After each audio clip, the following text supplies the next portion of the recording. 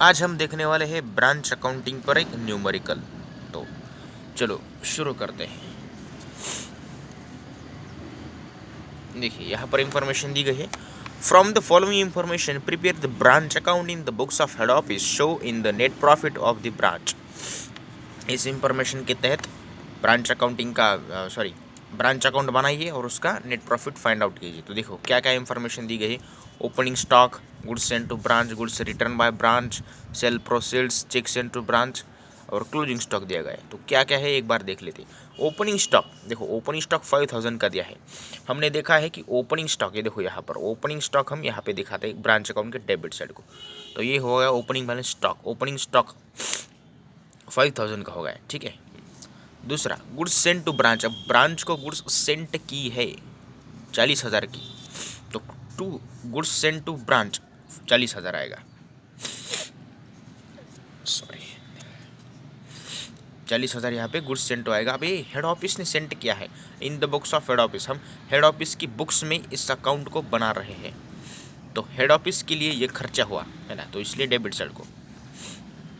उसके बाद क्या है, टू बैंक अकाउंट। अब ये क्या है, चेक सेंट टू ब्रांच।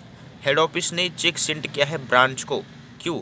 क्योंकि कुछ एक्सपेंसेस हुए हैं हेड ऑफिस के लिए, कुछ एक्सपेंसेस हुए हैं, सैलरी, वेजेस हो गया, रेंट हो गया, तो ये सब कुछ एक्सपेंसेस है। वर्कर को सैलरी दी गई, वेजेस दी गई, कुछ रेंट दिया गया गोडाउन का या फिर ये सब कुछ, तो ये टोटल हो गया उनका खर्चा। तो ये देखिए यहाँ पर रेंट, सैलरी, वेजेस, ये सब कुछ 4000 टोटल मिला के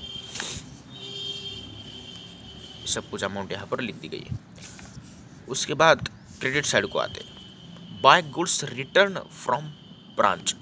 अब गुड्स रिटर्न हुई है ब्रांच के द्वारा, तो ब्रांच दे रहा है, देखो यहाँ पे ब्रांच दे रहा है हेड ऑफिस को, ये रहा, कल की ट्रिक मैंने बताई थी ना आपको पिछली वीडियो में। ब्रांच दे रहा है हेड ऑफिस को, तो क्रेडिट साइड को दिखाने का, और हेड ऑफिस अगर कुछ दे रहा है ब्रांच को तो डेबिट को। देखो तो हेड ऑफिस ने दी है गुड्स तो डेबिट, अब ब्रांच ने गुड्स रिटर्न की है तो क्रेडिट साइड को आएगा। या फिर आप ऐसा भी कर सकते हो, जितने यहाँ पे रिटर्न की गुड्स ये 2000 की है, आप इस 2000 को इसमें से माइनस कर सकते हो। इस अमाउंट को इनर साइड को लिख सकते हो और उसमें माइनस करते हो रिटर्न 2000 का, तो यहाँ पे 38,000 आएगा और ये 2000 यहाँ से गायब हो जाएगा। मतलब आप इधर से इसे माइनस करोगे, ऐसा भी आप कर सकते हो, बट ऐसा करना आपके लिए मतलब ये अपने आप में एक वैल्यू एडजस्ट हो जाएगी और ये सही रहेगा, आपके लिए आसान रहेगा क्रेडिट साइड को दिखाने के लिए। उसके बाद by bank account cash sales. देखो sales proceeds received from branch, branch ने 50,000 रुपये का माल बेच दिया, मतलब 50,000 रुपया उनके पास आ गया, तो ये तो इनकम हुआ इसके लिए, तो क्रेडिट साइड है ना। सेल्स हमको पता है, हमें पता है कि हम उसे क्रेडिट साइड को दिखा रहे। अब कुछ स्टॉक बच गया 7,000 का, तो स्टॉक बचा तो क्लोजिंग स्टॉक यहाँ पे आएगा क्रेडिट साइड को।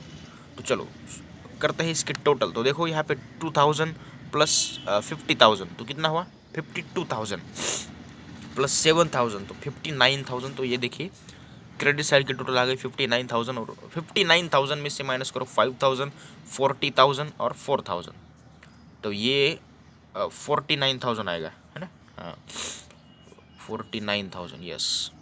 तो इस 49,000 को इसमें से माइनस करो तो ये 10,000 आपका आ गया net profit. So I hope आपको एक सिंपल प्रॉब्लम है ये, इससे प्रॉब्लम एग्जाम में आने की बहुत कम चांसेस है, लेकिन फिर भी एक इंट्रोडक्टरी लेक्चर, मतलब एक इंट्रोडक्शन हो जाए कि किस तरीके से न्यूमेरिकल होते हैं। तो आगे की वीडियो में हम थोड़ी कुछ ट्विस्टेस न्यूमेरिकल देखेंगे, मतलब जिसमें कुछ अलग अलग चीज़ें दी गई होती है। इसमें सिर्फ कुछ मतलब बेसिक चीज़ें दी गई है, opening stock, goods Saint, closing stock, कुछ एक्सपेंसेस और एक्सेट्रा।